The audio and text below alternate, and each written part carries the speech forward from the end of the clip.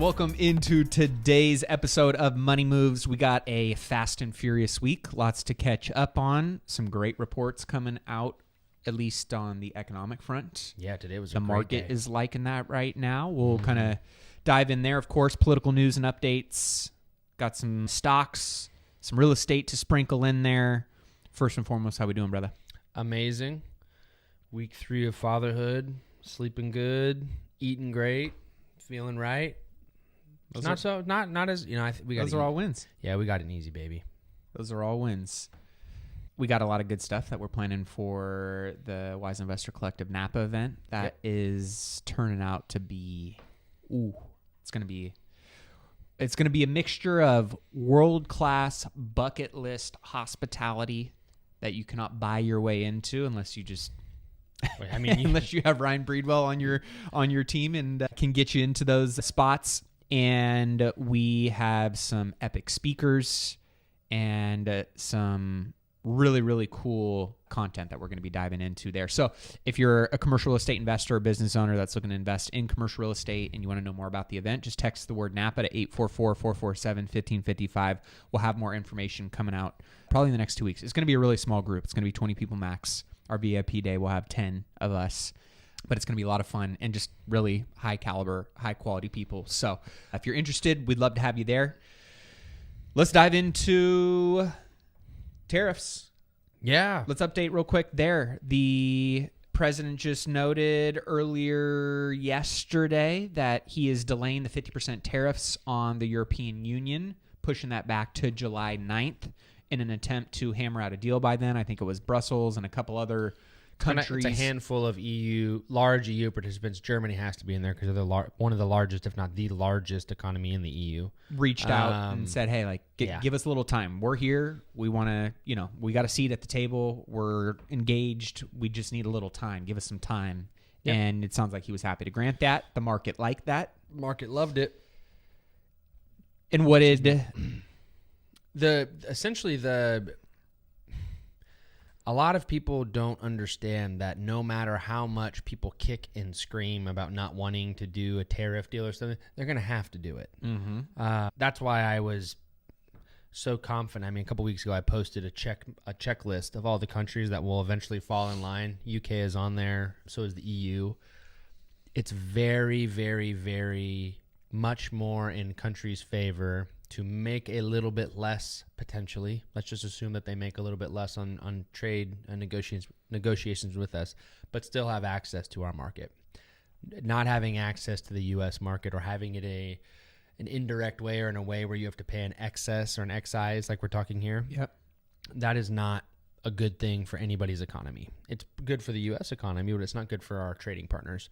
So if we can figure out a happy medium, which I think is what's happening, it benefits both our trading partners to where they can still have access to us, but also benefits the U.S. consumer because it makes it more accessible to that market and puts our domestic producers at a more level playing field with EU domestic producers. We can maybe sell our beef in that market. There might be U.S. textiles, soft goods, durable goods that we can sell in those markets that we don't have access to right now. Auto industry, I know, is a big one. Yep. So it's all overall works out good for both parties. It just always sucks. Imagine you're getting paid $1,000 a month from somebody and they come to renegotiate to pay you $600, and you want to still be in business with them, but you're ultimately going to have to eat the $400 a month to keep that relationship up. That's kind of what's going on here. But in the grand scheme of things, the relationship you had prior wasn't really a fair one. It just benefited predominantly you, and now it's coming more to the center line. Yeah. So it's hard for people to see that. I can tell because, I had this phone call from this guy in, where was he at? Maryland. I hope he's listening.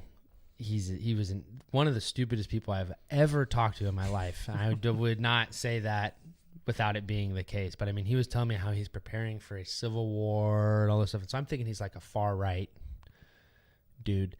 This dude was the biggest flaming lib I've ever talked to in my life. And I told him that. And I was like, you're lost, dude. He's like, call me for financial advice. I'm like, dude, you're lost. I can't help you. You're like a crazy flamer. I literally cannot help you. Because he was trying to tell me how Trump is deporting not thousands, not hundreds, millions of U.S. citizens daily. And I'm just like, where do you get your information from? Like, honestly, where are you pouring this into your head to where it's like believable? So those type of people are the only people that are mad at Doge, that are mad at the current policy that's coming up, and that are mad at what's currently going on with this kind of reset. It's working. It is, in the short term, had some turmoil. We saw the stock market. My accounts fluctuated down. I got tons of calls from clients, all political views, some happy, some not so happy, blaming, some saying, hey, this is what we got to go through. I told all of them the same thing. If you are patient and you let this kind of run through, this should work itself out. And I'm really hoping that we see closer to the 7,000 mark on the S&P. We're trading at about 59.20 zone right now as a market close today. I think that the S&P getting closer to 7,000 is more in the cards versus it pulling back. And actually the data supports that, because the current percentage likelihood of a recession is about 28%. That's the same way of saying there's a 62% chance there's not a recession. So you have to ask yourself, 72, excuse me. Give me your life savings. 72%. Sorry. Give me life savings. 72% chance that there's not a recession. Yep. So you have to ask yourself on those odds, like, are you playing that slot machine? If there's a 72% chance that you can win and there's only a 28% chance that you may not win, are you going to play those odds? Those are pretty darn good odds when you have a long track record to play your history book against. Yeah. So I've been saying it. I will say it again. Long-term investors probably should be buying the dip. If there is a dip in the market and you have additional funds to put to work and you have an advisor, you have an account or something, it would probably make sense for most people to put that money to work. It is not working hard enough for you sitting on the sidelines in cash. I'm seeing more and more people now way too heavy in cash. It's a thing if you're like Matt and you're earmarking, you're padding your balance sheet to make a purchase. You have a big 1031 coming. There's a reason There's for a time that. and a place to keep the reserves when you're just liquid. keeping $600,000 in the bank just because you're like, hey, I like to see $600,000 in the bank. That's where you're too cash heavy and you've hit your level of diminishing returns. You got to make that money work harder for you. Well, to your point of recession talk, Tony, if you pull this up on the screen, I thought this was interesting, and I think this just supports your narrative. This is your favorite. This has happened in every past recession since 1989. Job growth fell under 100,000, eventually turning negative. Today, that is not the case. The labor market in April added 167,000 jobs and has consistently stayed above 100,000 despite trade tensions, the tariffs, right? Consumer confidence falling, which obviously that got blown out of the water today. Correct. It was 87.5 was expectation, and it came in at 95. I think 87. I saw consensus when I was talking to you around 87, and it came at 98 point some odd. Pretty much fully rebounded back to where we were for when the market started to tank and that pullback.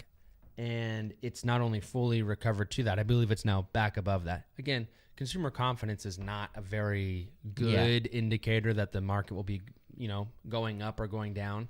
But it does give us, when you bake it in as an ingredient, it's just the over. I think where are we talking? Cream. Are we talking headwinds or tailwinds here, and overall psychology for our consumers, right? If the market's going up and consumers believe it's going up, that's not a bad thing. If consumer sentiment was down a lot and the market was going up, you'd probably say, okay, well, there's probably a lot of retail money or funds probably putting their money to work right now, and consumers still haven't caught up. This maybe indicates that consumers are now on board with that the economy is doing pretty good. And I think that even though that the company that does that research is just terrible, Davos or whatever they're called, they had to rename themselves from Game of Trades because they were getting dragged. Bravos. I think that 70%, but it's higher than that, 70% of polled U.S. voters, Democrats and Republicans, believe that what Doge is doing we're on the right track. Yeah, with Doge specifically. Yes. And so the narrative that the media is still pushing, that that's not something that America wants, or, hey, I'm driving down by the mall in Roseville and there's a bunch of people that are telling me how Trump is an idiot and there's some guy dressed in a wedding dress with rainbows on it. That's for sure what I voted not to have.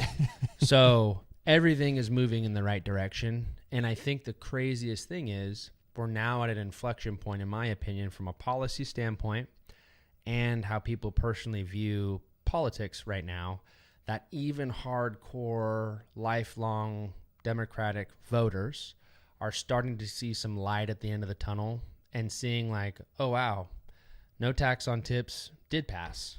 Wow, that budget act, those taxes did go through. My taxes are now going to be lower. And of course, the media spins it. They put that graph out where it says, people making less than $17,000. Yeah, I saw that. Okay, I'm going to be frank with everybody who cares? Yeah. What is that person doing for you or the economy? If you're making 17 grand, I'm not too worried about how exactly. these Every are other bracket benefited. Yep. And it was the majority of the benefit, if you do it from percentage, was in the middle. Yeah. So all this stuff helps the middle class. It's really hard for people right now to point fingers and say that what he's doing, whether you like how he's doing it or not, we can argue that a different day. Yeah. It's working. It doesn't matter if you like it or not. It certainly is working.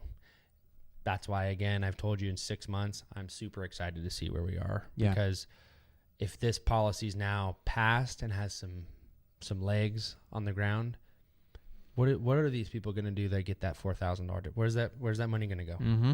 It's going to go to services. It's going to go to travel. Stock market. Stock market. Yep. We had, what was the COVID checks? $1,500?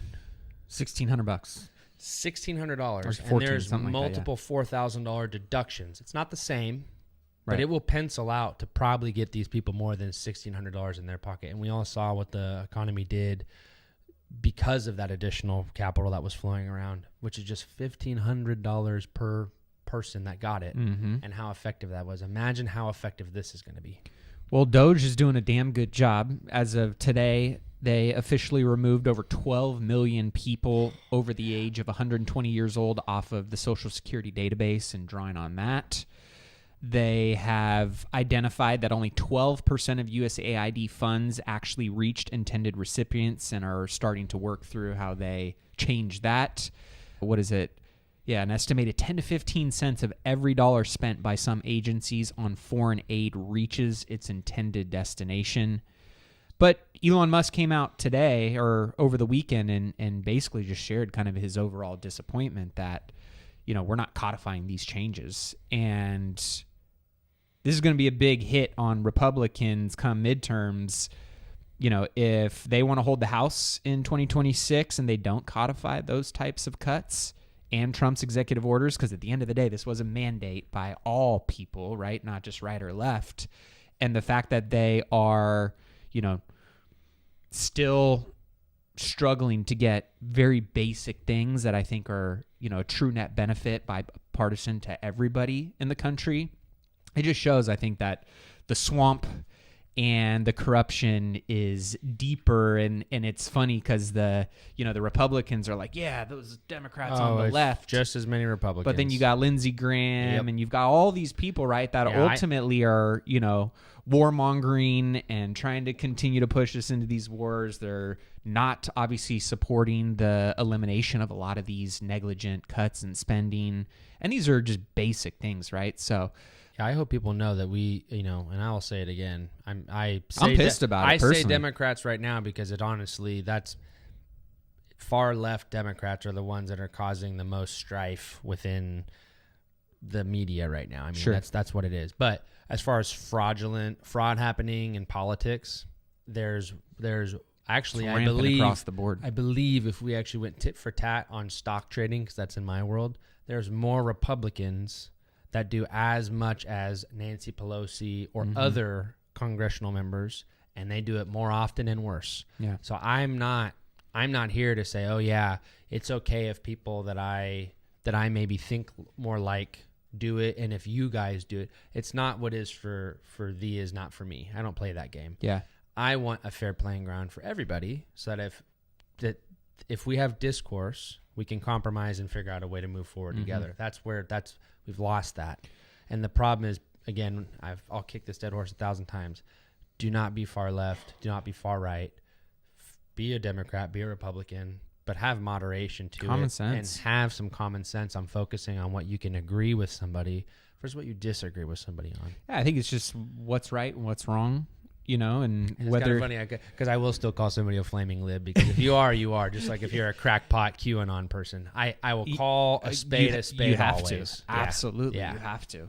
Well, some new interesting information came out this last week that the Biden administration and the Department of Justice and Department of Homeland Security actually labeled opponents of COVID mandates domestic violent extremists. Bro, I bet you. This was actually confirmed by Tulsi Gabbard and many of the newly declassified documents. So, if you were fighting against the propaganda, the multi-billion-dollar propaganda arm that, they deployed so much capital and time and energy and effort into, not only from a medical perspective, but overall, right? I mean, like the fact that they were going to school board meetings and making moms who were trying to fight for their kids' body autonomy and to let me know if you're going to try and do something that's going to transition them and be irreversible as domestic terrorists. Like, I mean, the hypocrite jackass, what's his name? Jake Tapper. Oh, yeah. Now all of a sudden who's like backtracking on all of his statements and is going to get called. He's getting called out left and right about all. I didn't say that. Well, here, let's go to the recording, and it's there. Now I think. I mean, they're talking about this cover up of Biden's health and who was actually running the country and pulling strings and what they were doing as a bigger cover up than the Watergate scandal, which is the biggest cover up in American history, at least that we know about. And who did that? What political party did that? It's very well. I actually don't know. Was it Democratic or Republican? It was definitely Democratic. Oh boy! Come on, man. Didn't they also do slave? Anyway, so I'm excited because I keep seeing these little pieces of evidence on it, and again, it's just because the truth is the best way forward, so everybody knows what the rules are and what field we're playing on, so then everybody can make informed decisions. Yeah. If everybody's in that field, it becomes a little bit easier to kind of see the truth. When you get fed lies and you somehow believe them, it's happened to me, it's happened to everybody, it's hard to get yourself out of that mindset.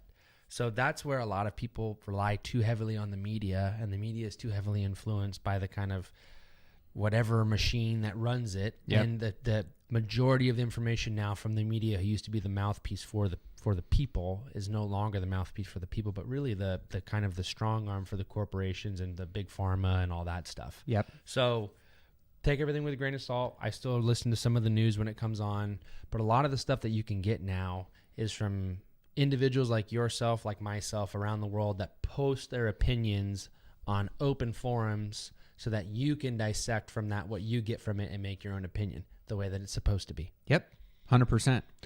Now, taking a shift over to, let's see, Maha, CDC halts recommendations for healthy children and healthy pregnant women to get any form of a COVID vaccine. There's all kinds of data and studies that have now been released about the impacts of the jab on healthy young males and how it's impacting their hearts. So, I feel bad for all the people that just felt like they were doing the right thing and maybe wanted to protect their family or protect themselves or whatever it may be, right? And they decided to. And now these types of, impacts are happening on them, people they love and care about. Again, I think it's just a reminder of like, go with your gut. And also, at least for me, it was go with your gut and don't always trust that the government has your best interest in mind. Yeah, because history has proven that kind of sometimes that's not the case. Yeah. India officially surpasses Japan to become the fourth largest economy in the world, hitting a 4.19 trillion GDP milestone, according to the IMF. Yeah, I think that 100 basis point run up over the past about 2 or 3 weeks in Japan, in the Japanese bond debt market. Yep. That heavily, I mean, it's essentially 100% increase to their debt. It's like your DTI going up by 100%. It's a lot. So that's going to drastically affect their economy. They historically, them and China typically go back and forth between being the largest debt holder of U.S. debt. Right. A lot of people. Right now, I believe the UK has a little bit more debt than Japan does. I think China is number 1 or 2. And then I am not certain who number 1 is currently. Japan. I Japan's I think Japan's 4th right now in the world. Okay. They had to sell a lot of the debt. I saw something recently that kind of had all the countries that hold our. China, was it treasuries or the bonds? It's treasury. Okay. Treasury bonds. Okay. But it's either China used to be up there, but when COVID came around, the way that they had to kind of stave off the downturn in their economy is they sold a lot of U.S. debt. That's another reason why the interest rate market kind of went up. When the debt goes out, the yields are going to go up to attract people to buy more debt. They're not as, how about this? They're not as important, I believe, as they used to be. But I still think a lot of people have them that they hold debt as it being a negative. But that's because they trust in the U.S. government. And there's no ramifications of them having to pay us to hold the debt. They get paid a guaranteed coupon rate from the U.S. government to hold that debt. I think the thing that people get scared on is if the coupon rate's not high enough and they have to liquidate those assets in order to cover other obligations. I don't see us being in that zone with Japan right now. I don't think they're in that big of straits. I know certainly China is in a worse place economically, being they're in a deflationary base right now versus our inflationary. It's like the opposite of what we're dealing with, which is why it was such a good time for Trump to kind of maybe start those negotiations. Yeah. So if we're not focusing on China hardcore, but we're going to somehow move the lampshade over to Japan and hold that over them, I don't think that has much water. I just think it's the news story, and so it's getting some attention right now. Exactly. Well, Ray Dalio came out this week and said that we should be paying more attention to the bond markets. There's a quick little soundbite I wanted to play and get your take on. Let's give it a listen. Good. The bond market is the basis. It's the backbone of all markets. It is the risk-free, meaning default-free, probably default-free, interest rate that determines what all asset returns are going to be. And when there is a breakdown of the supply-demand picture for the bond market, you see a certain type of market action. You see long rates rising relative to short rates. You see the currency go down. You see which gold is kind of what go we're seeing up. right now. Because there's a movement out of that bond market because there's a supply and demand imbalance.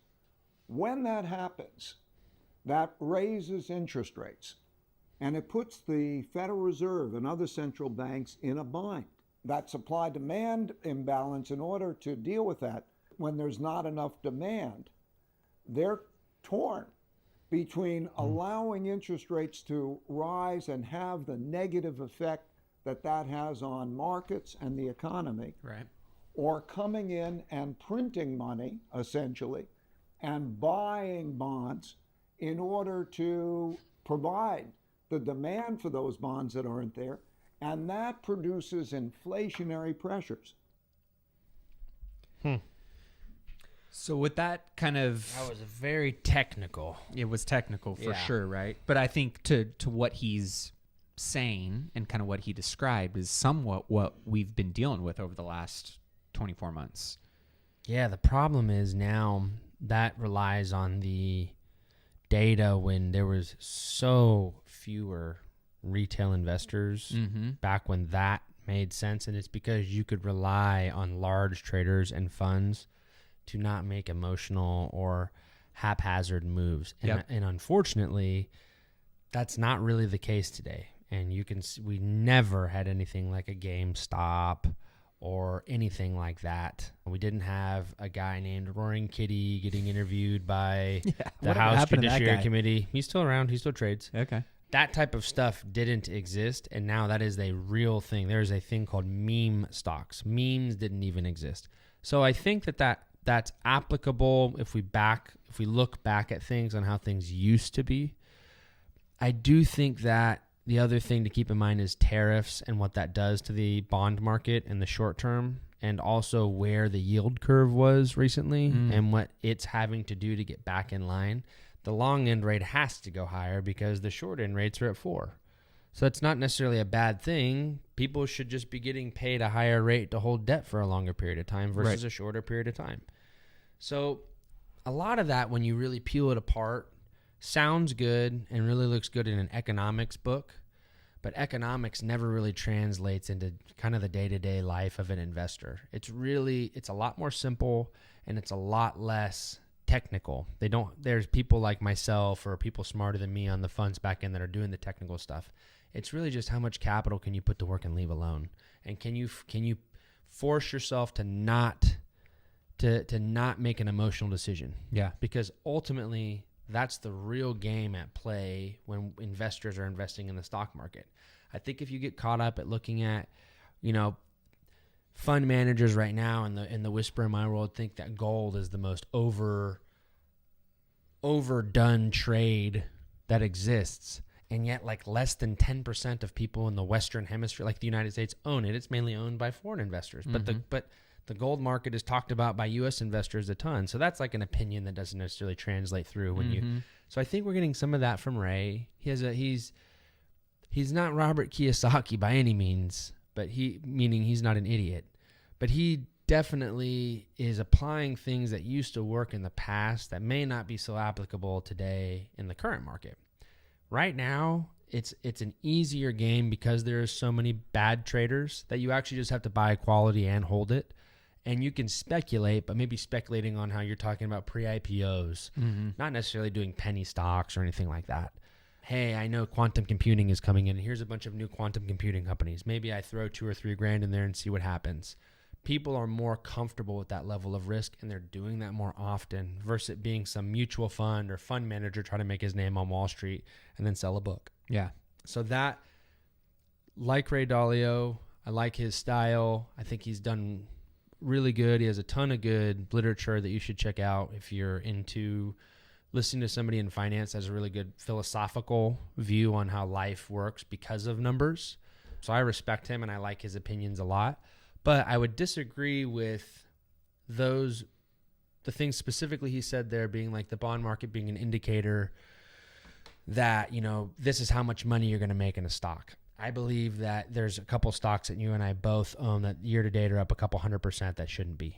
And that the bond market's not telling us that. Yeah. So that is where you can see the disconnect on, yes, in the past that was the case, but there also wasn't this and this and this. There was no social media. There was nothing like Wall Street Bets. There was nothing like Reddit. Yep. And so because that kind of thing exists, it adds this octane into the market that you cannot predict. It's a systemic risk, essentially. It's something you cannot diversify away in from or into to be advantageous. You just got to be at the right place at the right time. And so just being invested is the number one tool. After that, it's kind of, hey, man, I was smart enough to buy Meta when the dip was happening. Mm-hmm. I was smart enough to buy NVIDIA a couple years ago when the dip happened again. I was smart enough to put my money into the stock and let it go sideways for 2 years and then let it pop. Those are, and all that person did that is experiencing that, they just bought it at right place, right time and held it. Yep. It's nothing crazier than that. Yeah. Want to get your take on this may be an interesting or your opinion as the dumbest statement of the day. And this isn't it, Tone. It's on my phone, actually. So I'm going to read it to you. I screenshotted it. This is from some guy that I don't know how he showed up in my feed, but he's got a lot of followers and he's some financial guy. Hell yeah. The stock market isn't up 75% over the past 5 years. It's actually down. M2 is officially up 40%, and those numbers are manipulated. The actual inflation I see in my personal inflation index, along with other economists I talk to, is between 150 and 200%. Basically, your dollar has less than half to one-third the buying power as back in 2019. You probably see this at the grocery store. This means the stock market isn't up 75%. It's down by at least half in terms of absolute value because it is being measured in devalued dollars. Any rally at this point is a recovery because if the market had been flat in absolute value terms, it would be up at least 150%, not 75.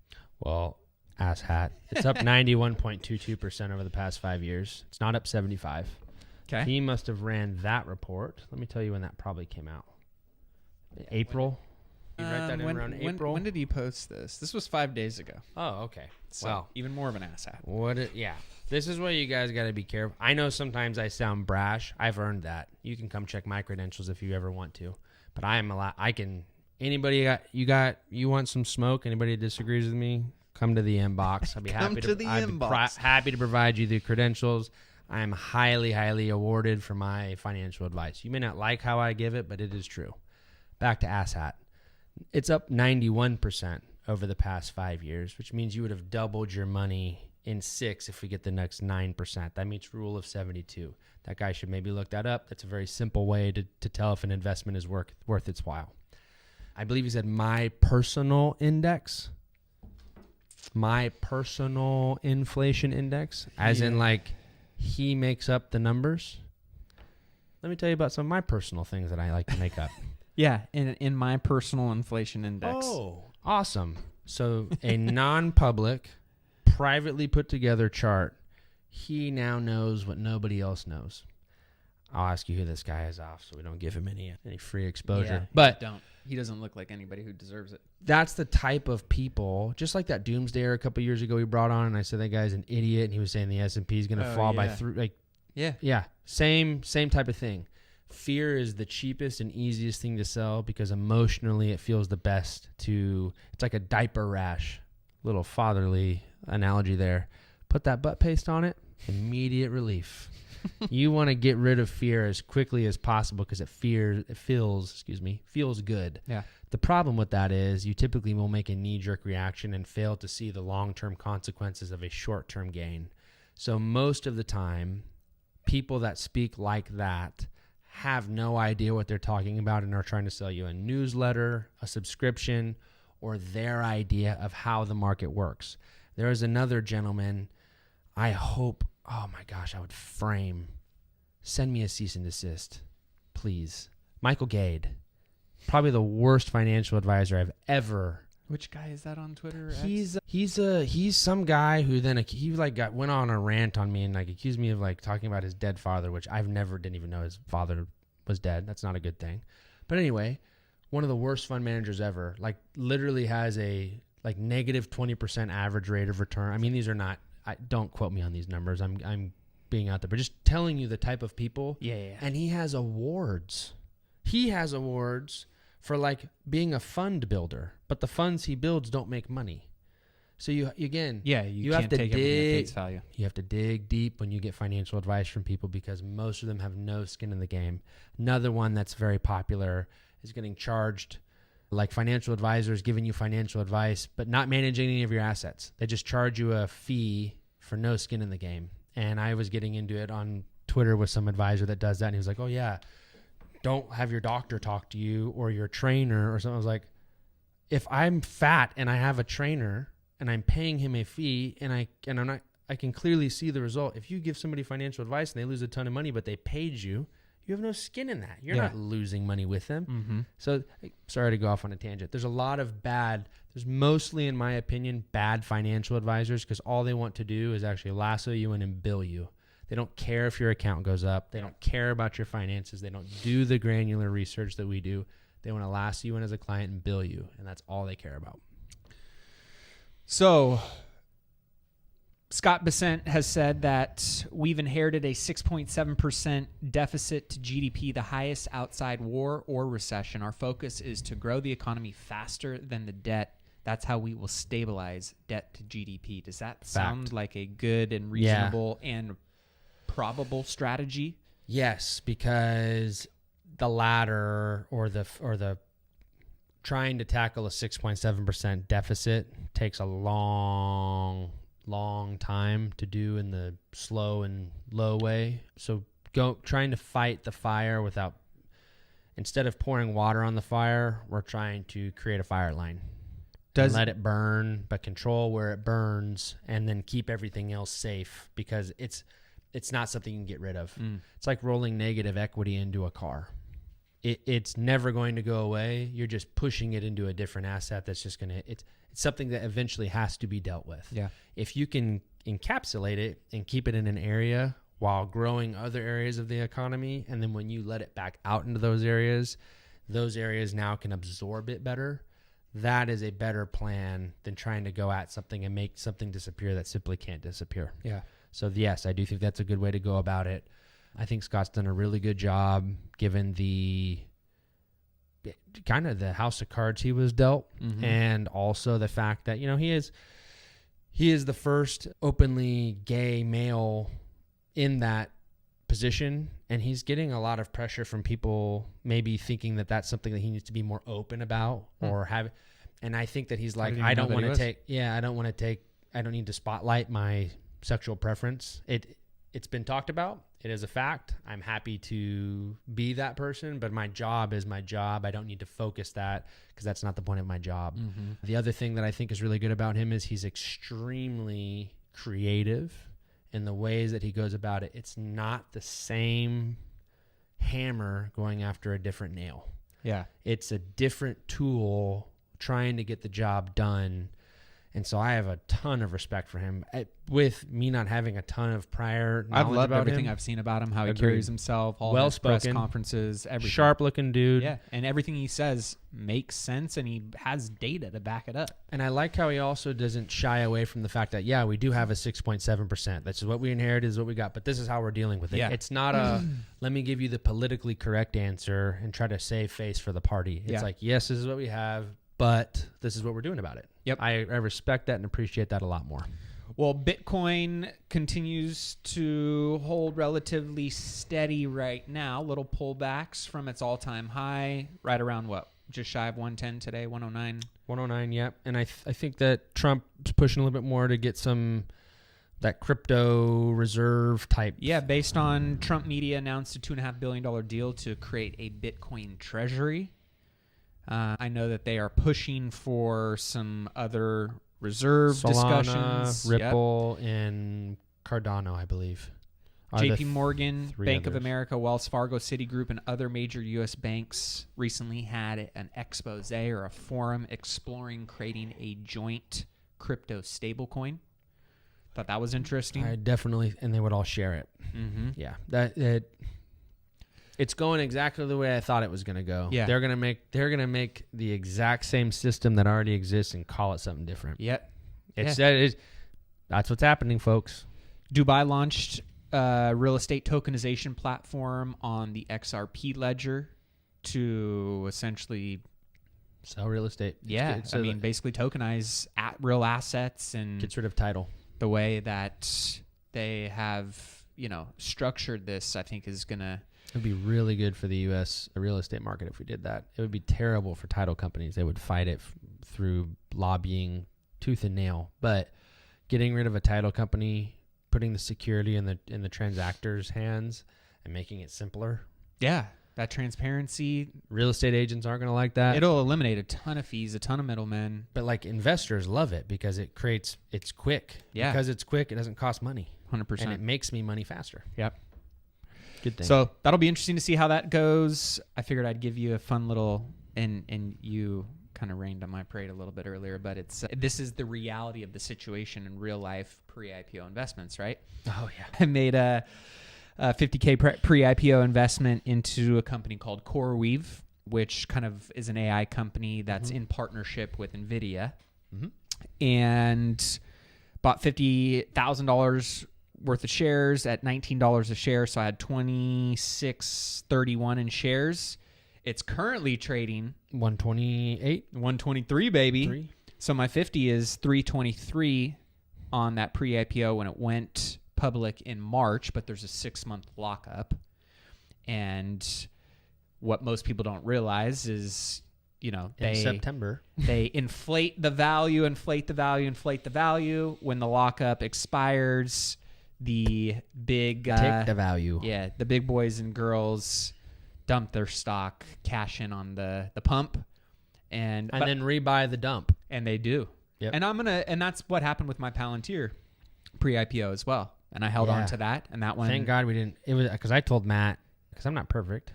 Let me also have a little humble pie. Because I told Matt to sell his Palantir, and we sold my half basis. of it. We sold my basis. Sold the basis, and we've done well on that. I mean, yeah, it wasn't a bad move, but thank God we didn't sold sell my basis all of it. And let the rest ride. And for 2 years, That made a lot of sense because It went Palantir horizontal. didn't do anything. But Yeah. then now that Palantir's had its day. So the idea is, again, this is why diversification is also really good, to where we need to have diversification in assets so that we don't just have one thing going on. So that was, in hindsight, yeah, man, that would have been great if we kept all that money there. But at the same time, it's also good because we bought a lot of stuff that has done really, really Gave good. me more exposure to other stuff I wouldn't have had any exposure Correct. to. And honestly, probably during those Down horizontal times. chops Yeah. on the Palantir stock, we were Doing it generating some yield on that money that would have been probably stale. So just figured I'd share it transparently with you guys. Pre-IPOs are always fun. They're not always home runs. Sometimes they can be. 9 out of 10 of them are failures. Yeah. Actually, more than that, but 9 out of gotten- 10. I've gotten lucky, knock on wood there. I think right now, where most people are holding their breath is what's going to happen with this big spending bill. It's passing, and it's It's gonna passing, but it hasn't gone to the president's desk yet. No, that'll take a little bit of time. It doesn't And- go like the day after. And but from it, what I'm it will. hearing is, it passed the House. It's moving through Congress. It passed Senate, Senate, yeah. and it's going to, I think now it was the House Means Committee. Then it went to the Senate. Then I think it goes back to the House, and then it goes to the presidency. This is where I'm not a politician. I need to get better at I need this to brush 'cause up on that too. That It's moving what I'm forward hearing- more than it's not moving forward. my biggest stuff that I care about, of course, as a real estate investor is, going back from 40,000 bonus depreciation up to, or 40% bonus depreciation this year up to 100% this year. That makes that's a big deal for me because I'm working through 1031 exchange. I just got off a call with my CPA. I may not buy any of the assets that I put on my ID paperwork for a variety of reasons. And I may just have a failed 1031 and I'm going to have that taxable gain. However, with a good CPA, you can tax plan your way out of those gains going forward. Well, if I don't get that 1031 successfully done this year, I'm going to have to buy, if it stays at 40% bonus depreciation, I'm going to have to buy 2.5 times the amount of building to get the same benefit. to get the same benefit to tax plan my way out of that tax burden. Mm-hmm. Or if it gets put up to 100% depreciation, instead of buying a $12 million asset, I can buy a $6 million asset, which is a big deal. Well, really, it's a $5 million asset. So It's the difference between So, 1.8 million and a few more than from that. everything I'm hearing from most people, all of the tax stuff in that one big spending bill, it's locked in. So that's not the issue. It's more so of like what pork are they going to add in or trim out. That is, I don't think anything's coming out. I think things are going to go in. But what will go in? yeah. It'll be from the left side of the aisle because that's Yeah, they're going to want, hey, if you want us to sign off on this, then you got to. But they have some Scratch good stuff our in there. back They have Medicare guarantees. They have medical cost guarantees. They have no tax on Social Security for seniors. There's a lot of stuff that is hard to say this isn't like everybody would want this. So I'm very happy with that big, beautiful bill. I love the name of it. Right. But yeah, I think we'll hear in the next 60 days that should be signed. That would Yeah. be great if it was. Last one was, housing affordability still continues to be an issue. 60% of households are unable to afford a $300,000 home. This is per the National Association of Home Builders. Part of why they're making smaller homes now, smaller footprints. And, honestly, with the Fed still holding relatively steady and not giving too much guidance on when there might be some rate relief, I think that we're going to continue to see the housing market remain relatively stale, if not actually seen maybe certain, markets, depending on where supply ends up, maybe plateau, if not pull back a little bit on pricing or values. But overall, no implosion, nothing crazy there. 10-year treasury, was it 4.644?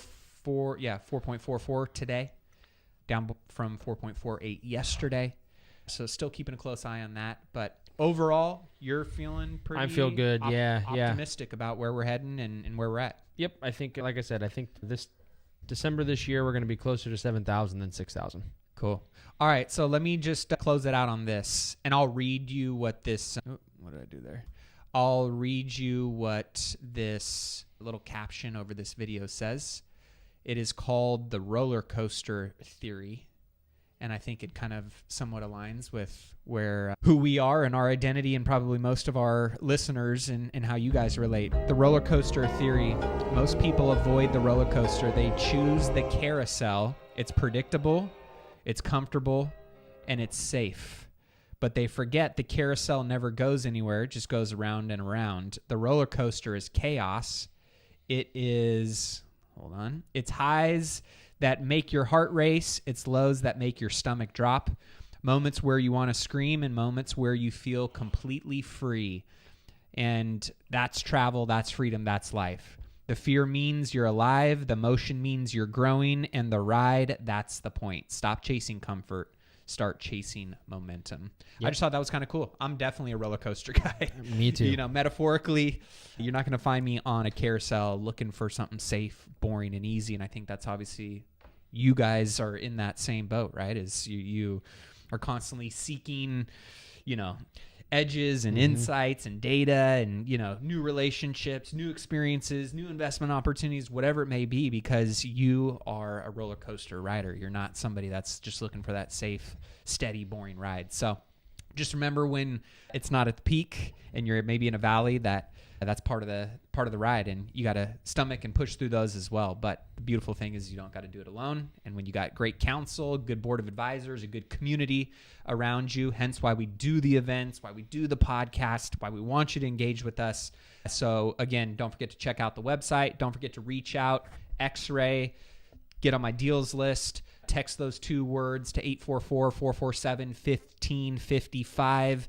And if you want to know more about the Napa event, be sure to reach out, text the word Napa to that same phone number if you want some more information that we're going to be releasing here very soon. Come hang out with us, drink some great wine, do some insane activities, and we'll be doing some really cool masterminding, some events along the way. So with that being said, thank you guys for tuning in. We'll see you guys in next week's episode. Until then, keep investing in yourself and your wealth on your march to $1 million and beyond. Cheers. Cheers, Joe.